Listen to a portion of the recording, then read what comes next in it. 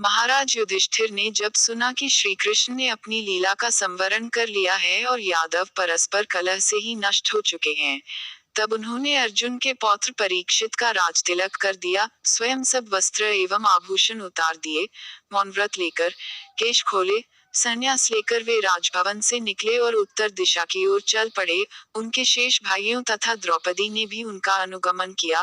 धर्मराज युधिष्ठिर ने सब माया मोह त्याग दिया था। उन्होंने न भोजन किया, न जल पिया और न विश्राम ही किया। बिना किसी ओर देखे या रुके वे बराबर चलते ही गए और हिमालय में बद्रीनाथ के आगे बढ़ गए।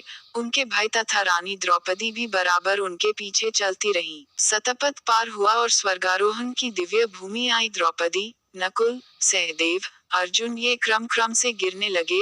जो गिरता था वह वहीं रह जाता था। उस हिम प्रदेश में गिरकर फिर उठने की चर्चा ही व्यर्थ है।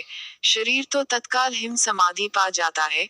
उस पावन प्रदेश में प्राण त्यागने वाले को स्वर्ग की प्राप्ति से भला कौन रोक सकता है।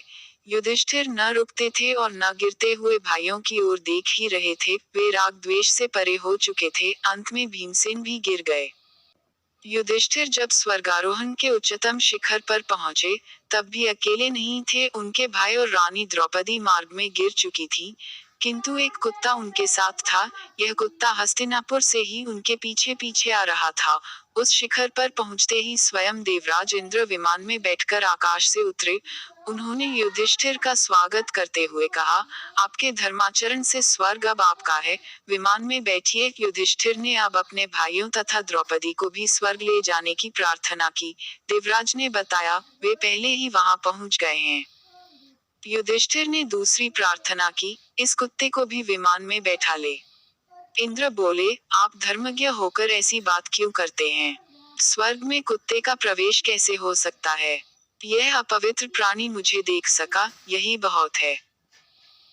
युधिष्ठिर बोले, यह मेरे आश्रित है, मेरे भक्ति के कारण ही नगर से इतनी दूर मेरे साथ आया है। आश्रित का त्याग अधर्म है, इसके बिना मैं अकेले स्वर्ग नहीं जाना चाहता। इंद्र बोले, राजन, स्वर्ग की प्राप्ति पुण्यों के फल से होती है। यह पुण्यात्मा ही होता तो अधम योनि में क्यों जन्म लेता? युधिष्ठिर बोले, मैं अपना आधा पुण्य इसे अर्पित करता हूँ। धन्य हो युधिष्ठिर, मैं तुम पर अत्यंत प्रसन्न हूँ। युधिष्ठिर ने देखा कि कुत्ते का रूप त्याग कर साक्षात धर्म देवता उनके सम्मुख खड़े होकर उन्हें आशीर्वाद दे रहे हैं।